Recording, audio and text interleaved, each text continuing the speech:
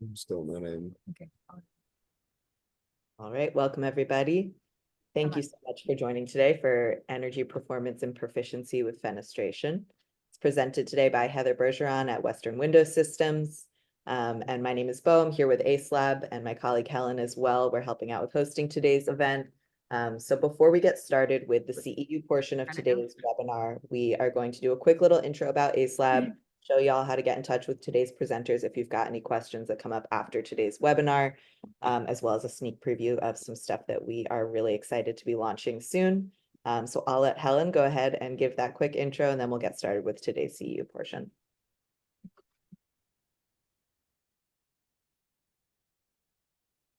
Should unmute myself? There we go. Hi, everyone. I'm Helen. And yes, I will walk you through what to expect after this webinar in terms of the follow-up you'll see from myself and my colleague, Evelyn, and also talk about how you can get in touch with Western Window. So after y'all complete this webinar, what you're going to see is that Evelyn will start a conversation for you. So whatever you indicate you're interested in, whether it's product research or product literature, excuse me, for general research, all the way through to technical information, and you've got an active project, we will either create that project for you or go ahead and just create the conversation for you if you don't have an active project within Acelab. In that, you'll be able to access that by going to Workspace, clicking on Conversations here. And again, we'll have made that intro, hi, so-and-so, Heather, this person's interested in X, Y, and Z. Please respond to that, and these folks are here to help you. So let them know where your project's located, or your typical project types and locations. That allows them to send the best literature for you, for your purposes as you indicate. So that's what you can expect after this. You will also see that conversation's been started with an email. You can respond directly from your email, and that will also keep the record of the conversation here in Acelab. So we make it easy for you to stay in touch with Heather, make sure you have what you need. You'll also be getting some additional follow-up from us, just making sure you're supported. So let's say you want to get in touch with Heather. You can always type in the brand name here in Acelab. Let me clear this out. Make sure you have brand selected here. And then I'll keep typing because Western appears to be a very popular name there. So you'll fit in the rest of that. This is their page. So on this page, you can contact them. You can also see, where they're located. You can learn a little bit about their products. Really cool video here as well. And then all their products will show here, and you can save those into your project. So if you want to create a comparison between, say, this one and this one, you can do that here. A little more information as well further on down the page. So this is how you can get in touch with them, peruse their products, and again, go ahead and save these into your projects, and you can create these really nice comparisons. I'm going to jump now and talk about what's coming up next, which does have to do with those comparisons. So as I mentioned, if you haven't played with this in Acelab before, whenever you save a product to your projects, you get these really nice apples to apples comparisons. Our team basically decides what parameters are important based on the building product you're looking at. So for Windows, we're going to be looking at U values. We're going to be looking at, glazing packages and things like that. All that information across the products you've saved, if it's publicly available, you'll see it here. Also note BIM CAD spec files, if publicly available, you'll be able to download those directly too.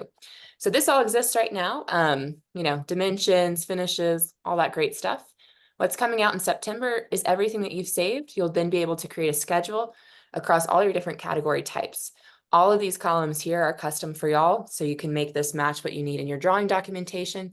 You can also add your own columns to kind of manage your internal processes. Hide those, export as a CSV, take that into your drawing set documents as well.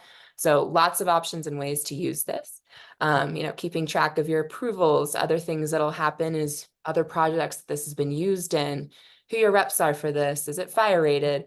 And again, abilities to leave comments and pictures and things like that. So we're really excited to be bringing this to market. This is coming out in September for general launch. We are still looking for firms who, if you'd like to join us and use this summer, again, easily generate your schedules with us. We are looking for a few more folks to join. One other little thing I'll point out here, which will be great, is let's say you've got another project coming up. You'll just select what you liked from this project, and then you can move those, basically copy and paste them over. So really excited about this. On the heels of this is also going to be what we're calling Spec Planner, essentially a to-do list for you. All those products that you've saved, again, you'll know, hey, this is what I've got. looks like I still have some blankets here in my insulation categories, or, you know, I need to figure out what my metal shingles still are. So this ends up being a bit of a to-do list for the whole team in terms of what you still need to specify. Yeah, so that's what we have coming. Again, I'd love for y'all to join. Something else I like to do in those sessions is really talk to y'all about your firm structure and tailor Acelab to, you know, maximize the benefits for you based on your structure, how you do your projects, project types, teams, all that jazz. So hope to meet with you soon, and let me know if you have any questions. Awesome. Thanks so much, Helen. If you're interested in meeting with Helen to learn some more about how to use Acelab and get access to some of those early tools, feel free to respond yes to this poll. She'll also drop her meeting link in the chat as well, so you can book a time at your convenience if you'd like to do that. All right, a few housekeeping items from me. This is an AIA-approved course. We did ask for your AIA numbers upon registration. I will also send over a form in the chat momentarily where you can submit your AIA number in case you're worried you haven't yet, as well as request a certificate. And other than that, I just want to encourage folks to please submit questions to the Q&A throughout today's presentation. We'll try to get to some of those live towards the end of our webinar. And if we don't have time to get to your question today, we'll have a record of it so we can follow up with you after today's event. All right, that should be it for me. Heather, whenever you're ready, feel free to take it away. Perfect. Thanks, Bo.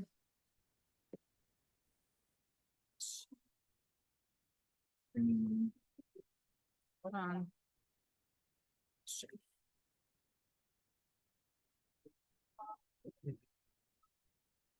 Hello, everybody. I'm Heather Bergeron, and I'm with Western Window Systems, part of MITRE Brands and PGT family of brands. And our CEU today that we will be discussing and going through is called Energy Performance and Proficiency with Fenestration, the ICC version. And this isn't just an example of all of our family of brands under our PGT umbrella, as well as MITRE brands with MI and Milgard.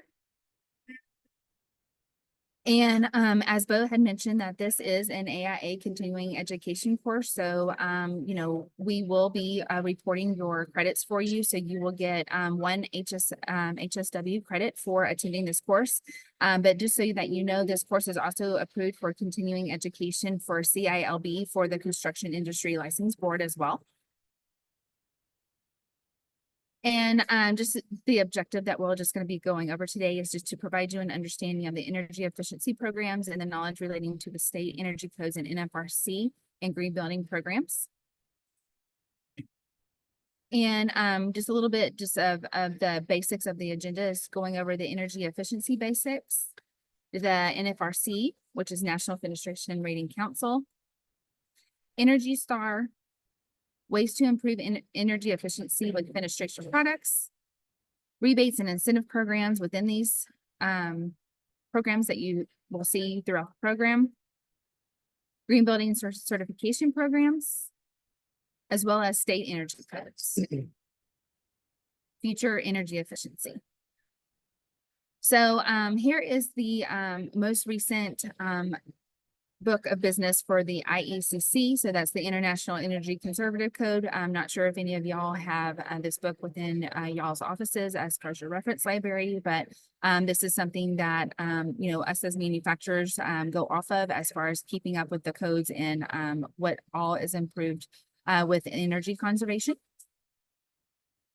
And the energy efficiency basis and just the review of the definition is just using as little energy as possible to get the same result as using a great deal of energy.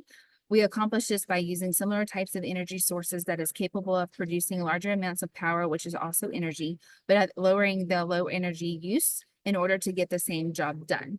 So the most common ways to reduce energy consumption that is being discussed in today's market are irrigation system samples. So that is new construction options, which, you know, grass is sort of like just a major difference that will come back over and over again.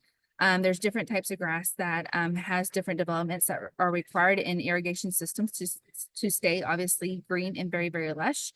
Another example by reducing that energy too would be street lamp areas that are also powered by natural gas rather than electric gas. We also have renewable energy sources like solars and windmills that helps with heat and water. And as I mentioned, the domestic street lighting, and that's where the grass comes in as far as heat and water. And the domestic street lighting, just having that example as the different street lights, lamps that are powered by that natural gas rather than electric.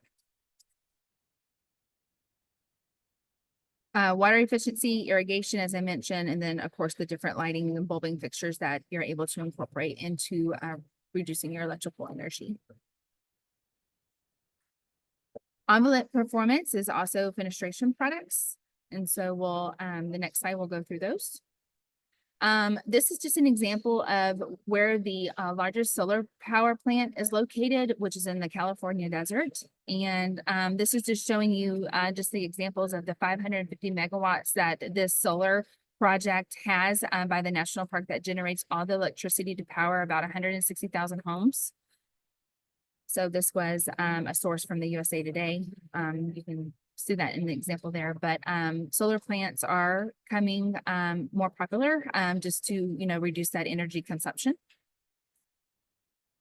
Also, we see here nationwide, as far as different states, all the windmills that are coming on, the lowboy trucks, all the, you know, as far as, you know, shipping and things like that, of all the different parts and pieces of windmills and having these windmill farms.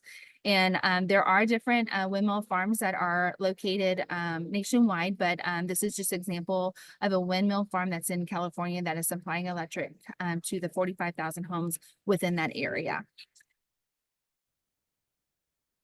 The National Fenestration Rating Council, so this is referred to NFRC as being similar to the MPG that you would see on a window sticker of the new cars.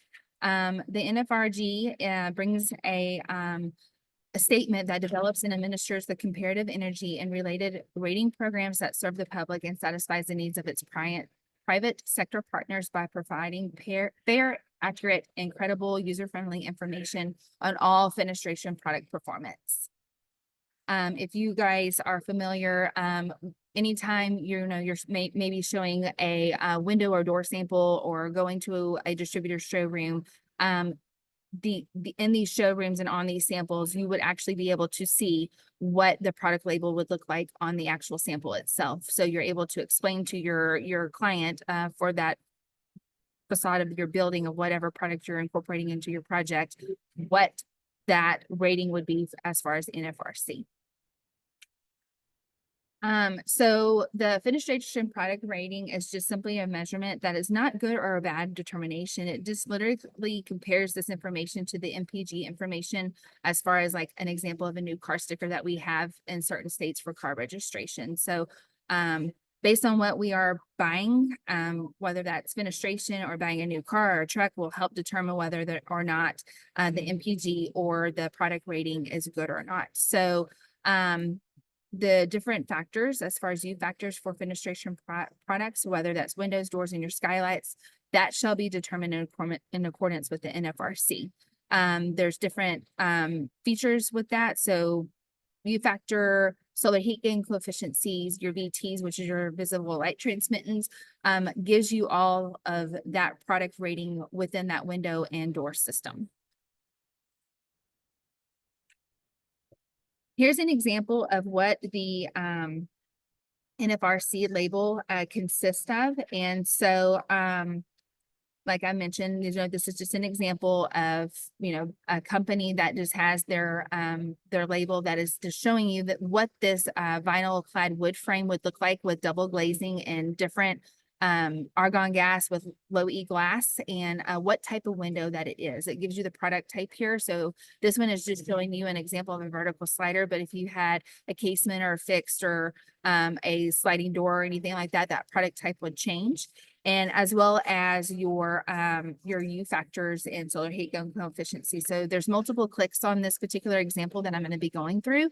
So your U factor is going to be how well does that product insulate over time? So there's a lot of different markets to where they have different U factors across the nation.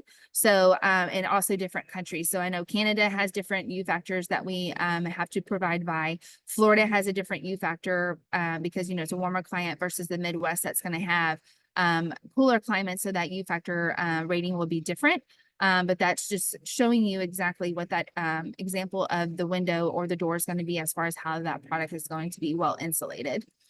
Your solar heat gain coefficiency, so that's SHGC. This is just showing you and explaining to you how much energy from the sunlight is getting into the home or into the building, whether it's a commercial or a residential project or a multifamily project, depending on what that facade of the building is. So that solar heat gain coefficient can change depending on the actual size of the unit, based on the width and the height, as well as, you know, how it's tested. So, you know, AMA is one of our third-party testers as far as coming in, as far as a manufacturer that gives us all of our ratings as well. And so, you know, knowing that solar heat gain coefficient is based on the product type also lets you know how that unit's going to perform over time. Your VT, which is visible transmittance, in this example, it's talking about a vertical slider, and this vertical slider is showing that your visible transmittance is a 0.51. So that means that you're having that 51% of visible transmittance that's allowing light going through the window. So, you know, if you have a 60 visible transmittance, that means that, you know, there's 60% of light that will go through that window, of what that window will allow to let light come through. So the darker, you know, glass that you have, they say that it's like the less light that goes through, the higher the number, the more. So it's just kind of one of those things, as far as like what NFRC looks for, as far as the window types and door types that you're looking to incorporate. Air leakage and condensation resistance. This is just one of those performance ratings that to also look for. You know, we don't want any doors or windows leaking or having any air leakage into our building. So therefore, you know, you have a rating for that as far as air pressure tests.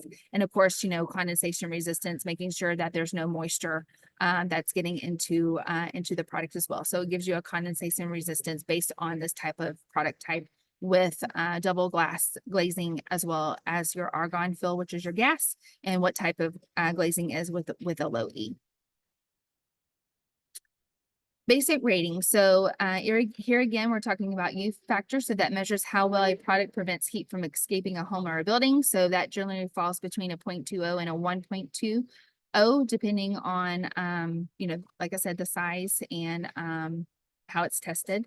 The lower the U factor, the better the product is keeping the heat in. And it's particularly important during the winter heating seasons. As I mentioned, the Midwest areas, more colder climates. Your visible transmittance is measuring of how the light passes through the glass. So your VT ranges from 0 to no light to 1 of having a lot of light. There's just an example here in the slide that's just showing you, you know, how all of our beaches here nationwide have clear water. So, you know, clear water means that, you know, you're having all the light because you can actually see through it. So if you have darker water in some areas that we have here in the US, that you're going to get none. So the darker the water, you're going to get no light. U factors also measure how well a product prevents heat from escaping. So here's an example of, you know, the heat versus the cold. So colder climates, U factors are very, very important, as I mentioned before. In warmer climates, your U factor is going to be less important.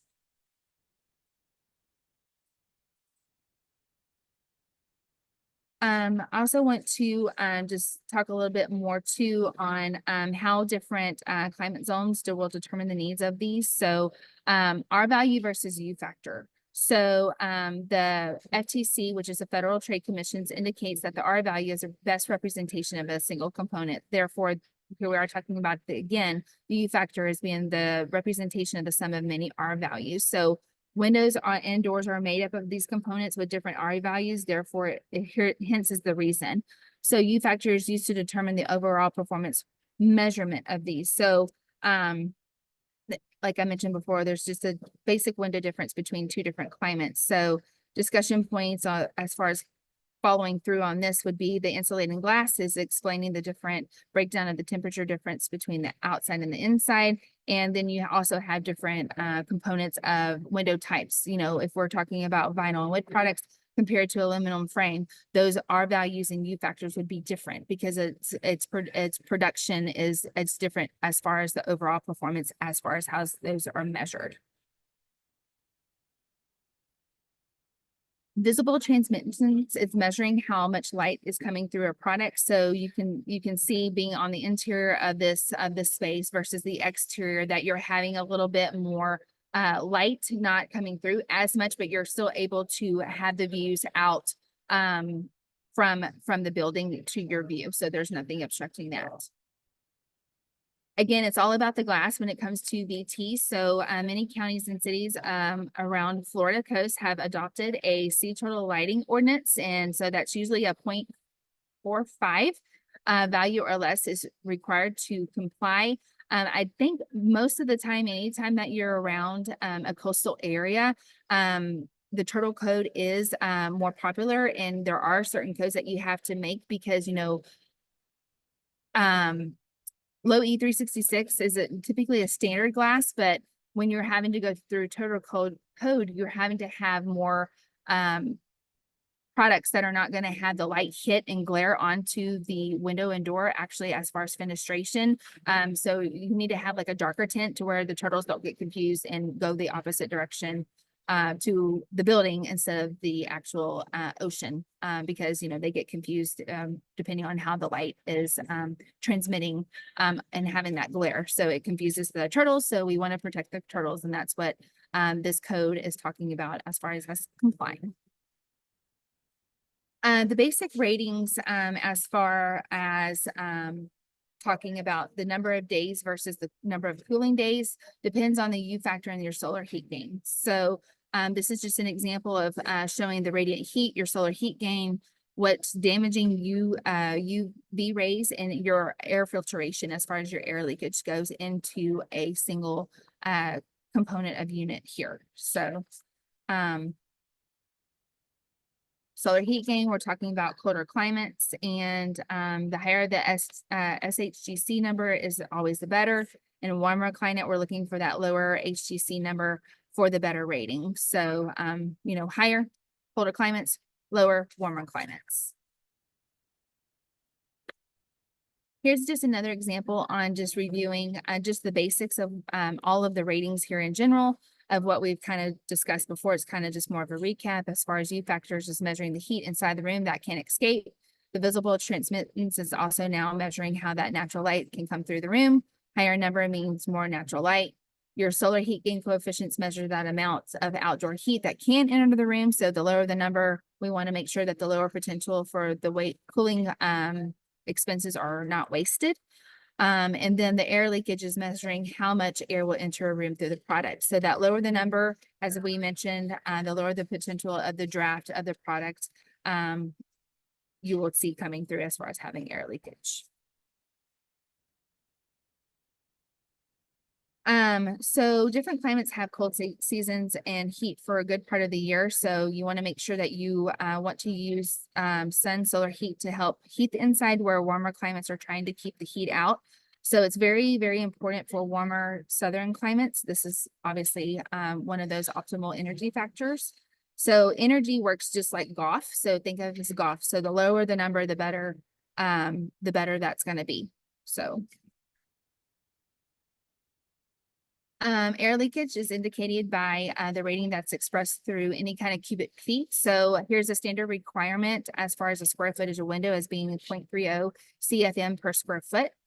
Your condensation resistance also measures that ability of the product to resist the formation of condensation on the interior surface of that product. So these ratings are typically optional, and as far as any different manufacturer, they can choose not to include it. So that's something else that whenever you're looking to specify products is, you know, is your manufacturer going to include the actual information as far as your testing data that you would need for any type of inspector, or if your client is actually wanting that to know if they're going to be energy efficient compliant, depending on when your project is located.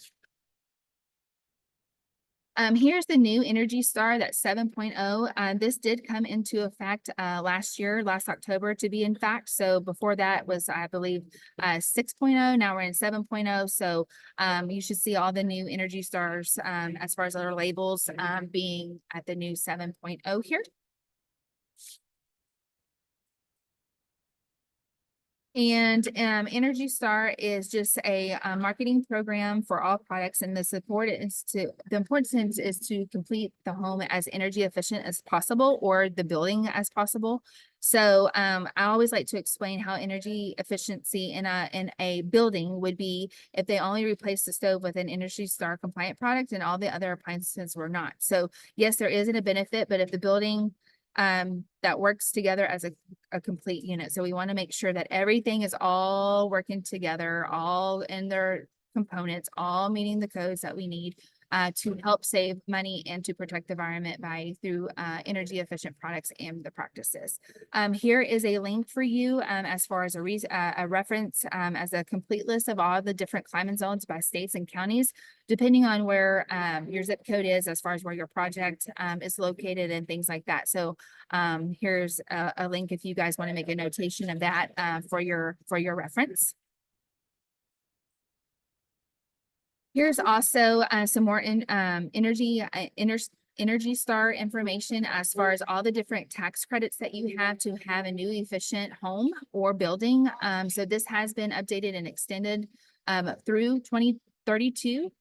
So homes and units that are acquired on or after January 1st of 23 has the basic tax level that is specifically tied to any Energy Star program requirement for single family manufactured homes or multifamily homes. And so this is when you can see your prevailing wage requirements and make sure that those are met. And this is just a resource for you guys to know about for your upcoming projects. There are different Energy Star elements. So we're going to review the 4 different climate zones, and all these climate zones must have their NFRC ratings to qualify and meet recognition criteria for residential windows and sliding glass doors. So there's a significant difference between the northern climate needs, and the half of the U factor and solar heat gain are the same as far as what no matter what zone it is. So if you take the northern half of the US, you can see here that there's a table in your climate zone that's showing the northern part of the US and what those U factors and solar heat gains would typically fall under, versus the southern states here, whether you're central, south, or southern. This is the U factors and solar heat gains that you're going to clearly see whenever you're looking into the different climate zones that your location is of your project, or where you fall as far as the different climates and energy. It's not that big of a difference for the South Spencer zone, but every zone has a pretty big variance on one category or another.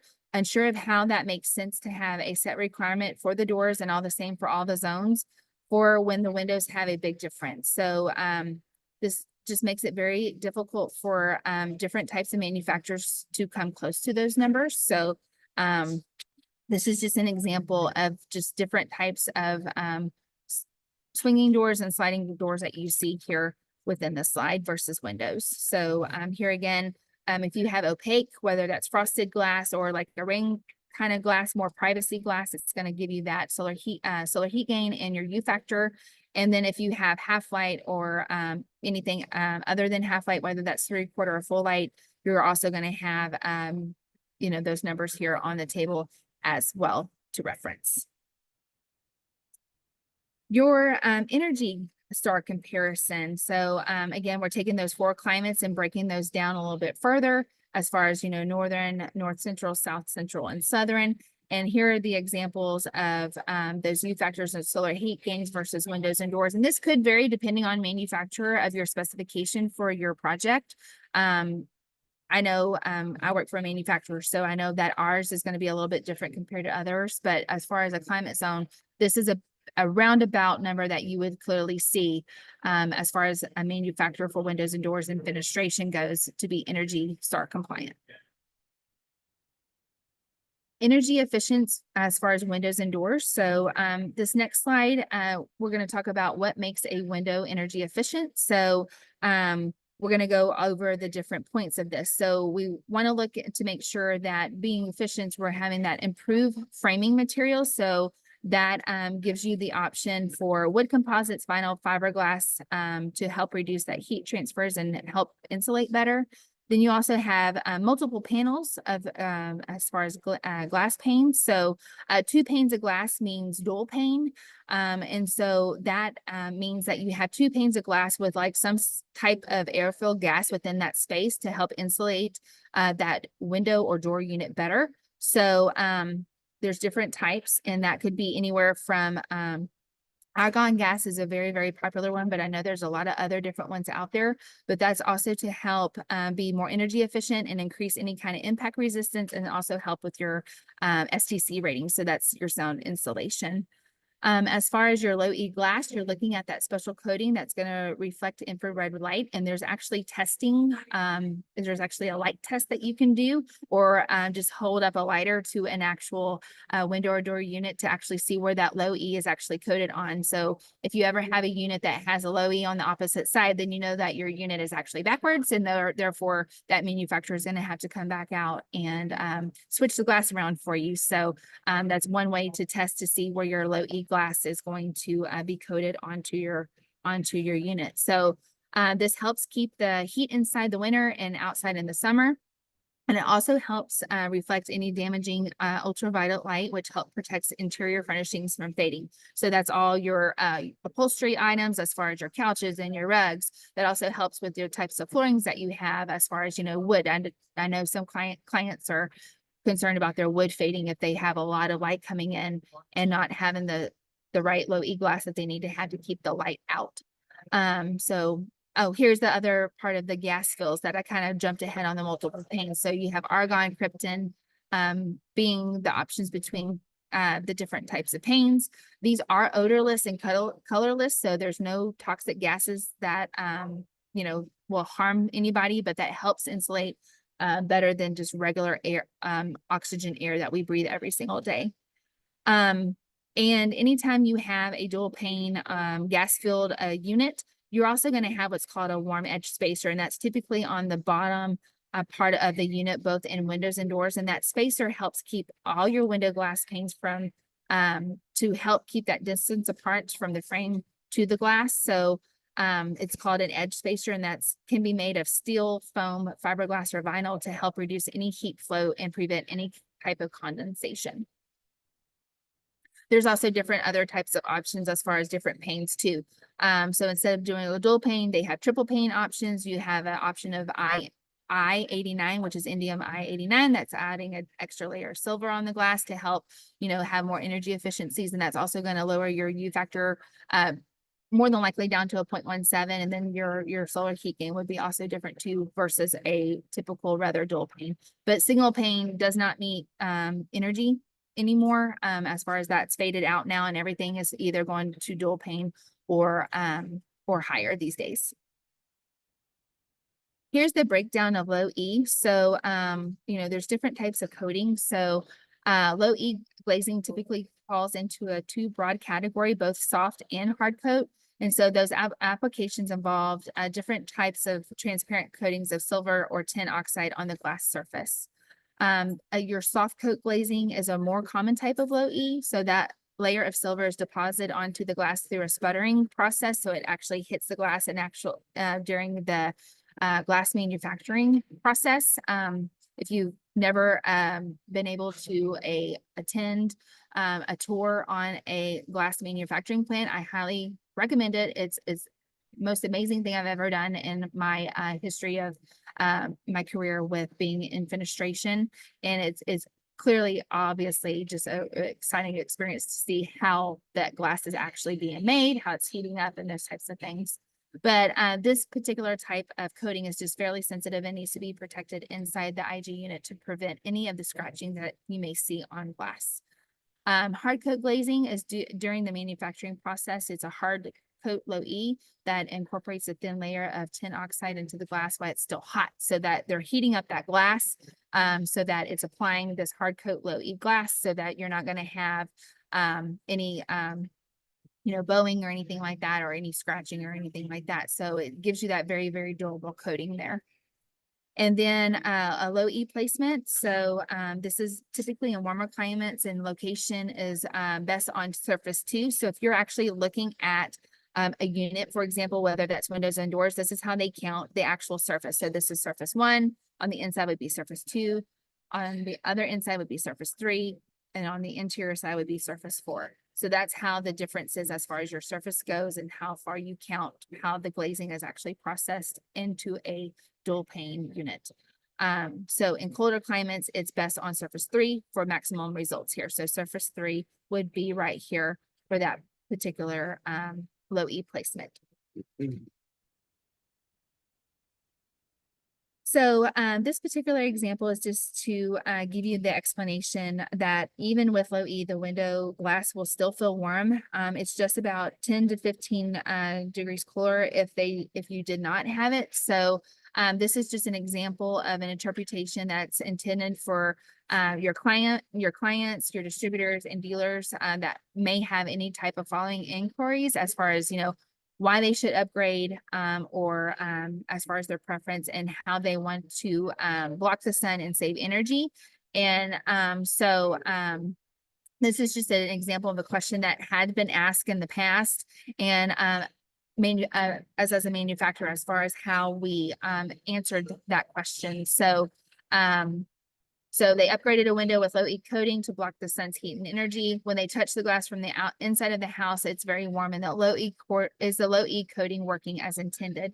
And so it's saying here that all glass, coated or not, will absorb the heat when exposed to solar energy.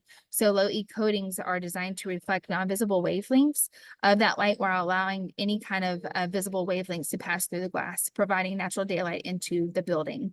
And then that's whenever it comes through that, that low E coating can help the glass on the interior be 10 to 15 degrees cooler than an uncoated clear insulated glass unit. But they will not be cool to the touch into the direct sunlight, because if that sun's going to keep bearing down on that glass, it is going to have a warmer touch to the feel. So it will not be cool. So that's just explaining, to this particular client, as far as answering their question, as far as, they upgraded it and why does it still feel very warm to the touch? Here's just an example on how we go about making the ability to make improvements. So this is with energy efficiencies with openings in the building by talking about a thermal photo that is showing the bright blue and green areas on the bottom right of this slide that's indicating that cool air is entering a house. And notice how the windows are a major source, can be or is a major source of air leaks. So, to help with those air leaks, you're able to increase your opaque sections with that insulation to make sure that, cutting down on your air leaks is going to help insulate, one, that unit, and then two, be energy efficient for that building. Here's a source here from the U.S. Department of Energy back in 2005 that an average home can waste up to 40% of their energy by having air leaks into any kind of building envelope. And that's where we come in, as far as you guys as architects and builders and or engineers, as well as us as consultants, knowing that if you're able to increase those sections of a building, you're going to be able to cut down on that air leakage. Here's just an example of showing you how much energy can be wasted by inefficient windows as they travel through the Alaskan pipeline. So this is just a source from the Department of Engineering Office of Energy Efficiency and Renewable Energy. And they just, we just wanted to show you that, the Alaskan pipeline obviously is having energy go through that, and it's 800 miles long, 4 feet in diameter, and how much crude oil moves through that pipeline each and every day, showing you our our energy. So about 90 million home in the US is about approximate number that we see these days, as far as new build or existing houses and buildings. So most of the clients these days are wanting to stay in their homes or have stayed in their homes more than 20 years or so. I think the new number that they released here, as far as new construction, families are typically staying in their homes about 7 to 8 years before they decide that, hey, they want something new, or depending on your client's age, there's some that just want to stay in place over time and not ever leave their home. And that's whenever, they stay in their homes, over 20 years. So, us as a manufacturer, kind of did a little bit of studying as well as about how many windows are sold every year. So there's about 40 million of those that are typically sold every year. Kind of broke it down as far as, how manufacturers are getting that number. And so we're looking at about 3/4 in replacement, being retrofit, or remodel is another term for that. And about 1/4 of that being in new construction. And I'm in the field daily, and I can tell you that there's so much building that is still happening on the ground, whether that's residential or commercial, to where I think that number might be a little bit higher now. So, it just kind of amazes me as a manufacturer how many windows and doors are sold into our market every single year. So, this means that anytime that you're looking at, your products as far as your specifications, having that product choice is critical in your long-term efficiency. And that's whenever you can have your relationships with your manufacturer reps, knowing what products that they're offering and how they're tested and performed. And good manufacturers are always going to provide you with the actual tested data, whether, that's from NFRC, AMA, and things like that. You don't ever want to go off of simulated data because it's not going to give you that actual data that you need for your inspector. Also, product choices can help keep homes from becoming obsolete too quickly. So that's, also keeping your return on investment and knowing how that product is going to perform over long-term performance. Here is just another example of a chart of improved energy efficiency options. And this is just showing you an example of an aluminum window type in a single hung. It gives you the size here, 24-foot wide by 48 inches tall. And it also gives you the differences as far as your thickness in glass. So you go anywhere from an eighth of an inch clear up to 1/4 of an inch IG with gray tinting and solar band glazing. And so you can clearly see what the different U factors and solar heat gain coefficients and your visible light transmissions would be. So, thickness of glass here versus the NFRC ratings that you see here. So this is just an example, basically what a typical single hung is going to look like with an aluminum window. Here's an example of the same type of window, but a vinyl instead of aluminum. So you still have a 24-inch wide here versus with a 48-inch in height here. And the difference is, as far as a vinyl manufacturer providing you the glass being a 7/8 inch IG unit. So that's insulated glass with clear, and then up to 3/16 insulated here. And then obviously showing you what your tax credits would be or your Energy Star Southern Zone, depending on where your climate zones are hitting. So this will give you, here you are with your chart and your numbers here for your solar heat gain coefficients, your U factor, and your VTs. Here's just an example of just a business case study that was done as far as, air conditioner size with window options. So there were 3 identical homes that were chosen here in Houston, Texas, similar to a climate to Florida. And this is just showing you that there are very, very different results here. And you can see here single pane glass with bronze tint versus double pane with bronze tint and double pane with solar gain low E. And you can see where that solar heat gain is going to show you that coefficient there, as well as what type of ton the HVAC was. So the changes to HVAC needs, obviously results are very different, versus, your window and doors. And so it's very important to look at a home or a building as a unit, and that energy efficiency, again, is all working together in correspondence with each other. Here is the rebates and incentive programs. They're available to you if it's, your personal home, or if it's available, pass it along to your clients for their project. And this is just based off the state incentives for renewable and efficiencies. So here is the link to have a comprehensive source of information on both state, local, utility, and federal incentives and policies that promote renewable energy and energy efficiency. So this was established, Desire, make sure you put the S in there.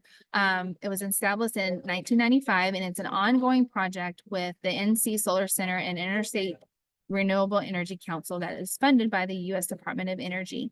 And so this is actually the link that you would go to know exactly what incentives and renewable programs that you have as far as rebates to you and to your client.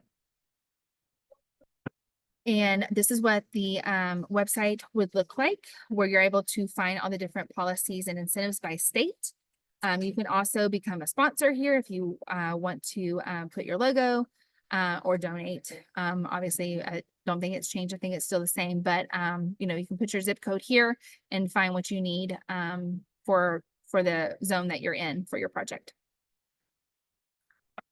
Here is an energy efficient Windows collaborative. So this is what's called EWC, and these members have made a commitment to manufacture and promote energy efficiency windows.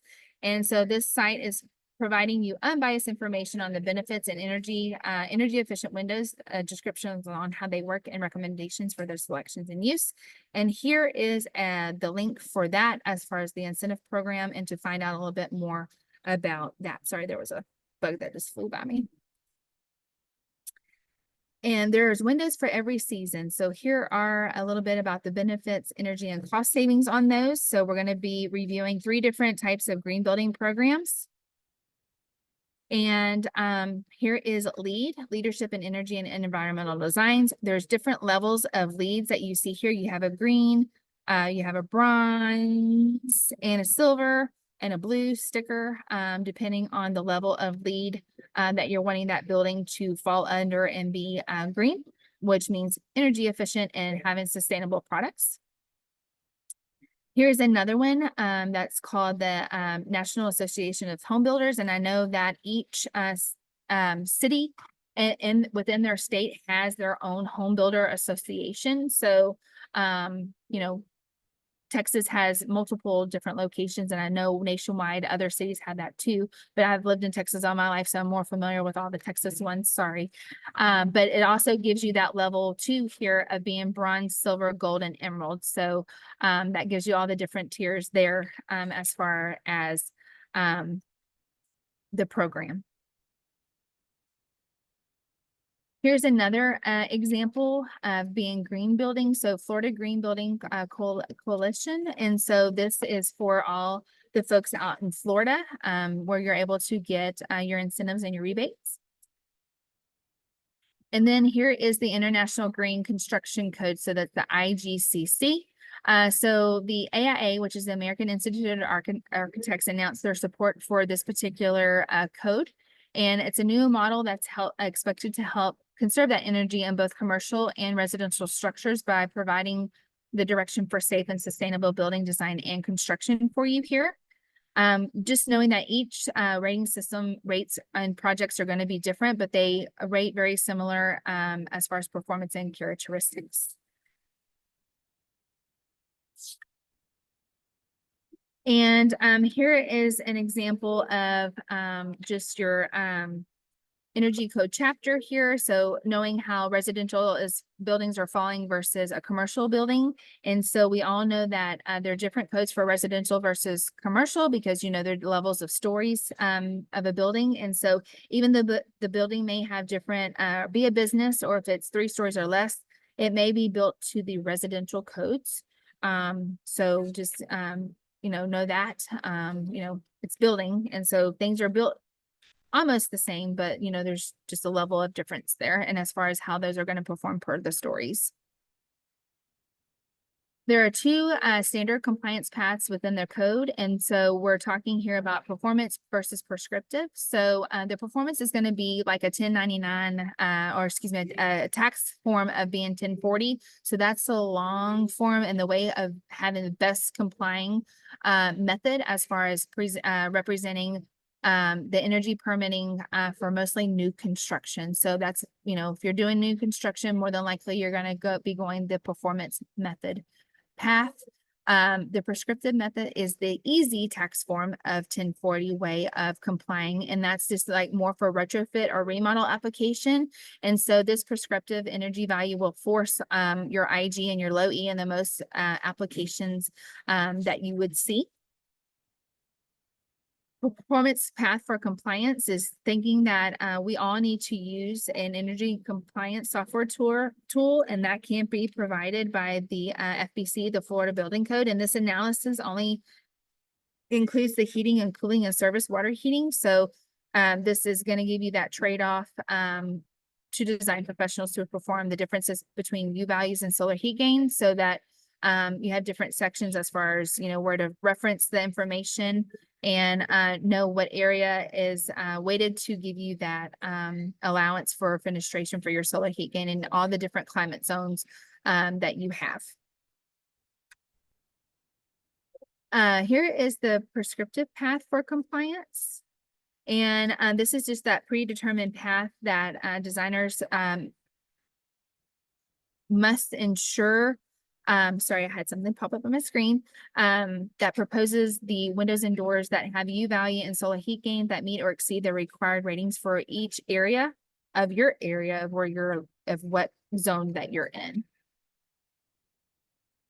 And here's the reference of the section for the code that specifies what that window and door must bear to the label of that NFRC. So as we saw earlier in the slide, that NFRC label that's going to spell out that unit being, you know, rated to your U factor, solar heat gain, your VTs, and your air leakage and condensation. So default is always just looking at your solar heat gain and your U factor versus this reference to this table. And then this section of the code, the R402, gives you that as what specifies when the U factor varies between the fenestration products and the use of the area that's allowing to satisfy the U factor requirement. So again, this is based on your climate zone of where you're located as far as, you know, what U factor you need to be at, because, you know, being a U factor, the lower it is, it's better in colder climates. Here is a table for you for all the different component packages for single family standard buildings. And so this is based off of the 2022 efficiency standards. And so you can see that there's more than 4 different climate zones, but you know, here's showing you a whole table of all 16. And then here's where a fenestration manufacturer of windows and doors would fall into. So you can clearly see all the different percentages and all the different numbers that you see versus your maximum U factors and your facing areas and things like that. So this is just a table of giving you that example from our single family standard building development here. And here is a table of the solar heat gain coefficient default table. And so here we're looking at the frame type, product type, glazing, fenestration product. It'll tell you exactly what type of unit it is. And so, you know, is this a single pane unit here as far as the product goes versus a double pane and then a glass block pane here. So still talking about all the different types of panels, you know, versus, you know, solar and double versus the glass block, and then your VTs and things like that. So here's your different frame types as far as your metals with thermal break and non-metals and non-thermal breaks, and operable and fixed as far as, you know, how that unit is going to be produced into that roof opening of that building. And then if you have clear glass or tinted glass, there are different options as far as, you know, tints, and you can have anywhere from like a gray, a bronze, or anything like that. That's what they mean by tinting. And that actually has to come from the manufacturer. This is not glazing as far as tinting, as far as third-party tinting that typically is not covered under warranty for a glazing by a glazing manufacturer. If you have a third-party tinting done, typically a manufacturer is only going to warranty you if it comes from the manufacturer that way. So just to keep that in mind as well. Here is your U factor default table. And so that's just showing you again here the different types of frame types, you know, with your metal breaks with thermal and non-thermal, the different product types. Here again, your differences in your single pane versus double pane and all your different U factors there, and your U factors on your glass block. So this is just a table of that that's showing you what that default product U factors are. And then, so we all, California has different climate zones. So there's actually 16 different ones. And that's kind of like the table that I showed you previously on the other slide. That's California has 16 different climate zones. So they have a diversity of different climates, you know, not, you know, that we don't see in any other states. And so there's several efficiency standards that have to be met within that envelope of fenestration, being windows and door materials, specific climate zones to that building. So that's whenever I showed you that link that you can go to, type in your zip code, and it'll tell you exactly what climate zone you're going to fall in to make sure that you're complying with all the different climate zones and the codes that you need for windows and doors. Here's just an ICC example climate zone map that shows you, you know, your northern, southern, central, and your southern states here. So that's just to show you there. All dry and all moist areas. And then also very warm and humid. And I'm over here in the warm and humid, and it's very hot today. Here is the California climate zones. And so, like I mentioned, there are 16 different ones. And here is that website link that you can go and find where your zip code is and tell you exactly where your climate zone is going to be. Here is the Florida energy climate zones. And this is broken up by, it is, I believe, county-wise. Yeah, I think it's county. Yeah. Like, for example, here's Miami-Dade County right here, and that's where most of your impact testing and everything is going to be as far as impact products. So when you're looking into fenestration, if you have a project that is in an impact zone, more than likely it's going to have Miami-Dade testing or the northern part of Florida testing if they don't need certain impact testing from Miami-Dade. So, but there are two different climate zones from Florida. So you have the southern tip part of Florida, and then of course the northern part of Florida here. So here's the ASHRAE different sections for you to just give you that example of different climate zones that you have for your location. And so this is labeled and certified by a manufacturer as well. And this shows all the U factors for what we covered earlier as far as non-metal, fixed, and operable metal framing windows and doors, and your entrances of your doors. So that's your swinging doors, you know, whether that's a hinge door or a pivot door or whatever, bifold door, whatever type of door you're looking for, that, you know, U factor can vary depending on what type of products that you're specifying into your projects. And looking ahead for the future of the energy code, this is where we look for that long-term goal of being eventually zero energy efficiency homes. So as of June of 2018, the USCM, which is the U.S. Conference of Mayors, and the IECC are putting it to a glided path by having net zero energy building constructions by 2050. If not sooner. So different states have increased that now to 2035. But, you know, we'll see how it goes because things change daily. So one day at a time and one step at a time for us to be net zero energy in all of our building construction. And here's a list of the references in our presentation today that you can go through and get, you know, follow your code.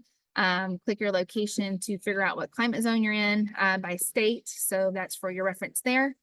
And then here are, it's kind of like a link off of our PGT website for any other CEU trainings that you guys would like to attend. And, you know, there's more to come if you guys are ever interested in getting back on Acelab and having more of your CEU credits. I would like to thank you for your time. If you guys have any questions for our family of brands, you know, there's many of us here nationwide that will be able to help y'all. But if you guys have any questions, I hope I can answer them. I know we're almost out of time, but more than likely we'll have to answer them by the report that we get and reach out to you individually. But we do thank you for attending today. Right. Awesome. Thank you so much, Heather. Appreciate it. And yeah, right on time. So great job. We do have a few questions in the Q&A, but since we're at time, maybe we'll just save those for afterwards and we'll follow up with folks over email. All right. Awesome. Well, I just want to thank everyone so much for coming out today. I hope you learned something and had a great time. There will be a quick event survey as you leave today's session. If you could give us some feedback there. It's also an opportunity to ask any other questions that might have come to mind. So please take a moment to fill that out if you're able to. All right. Thank you so much, Heather. Appreciate it. Thank you. Bye, everybody.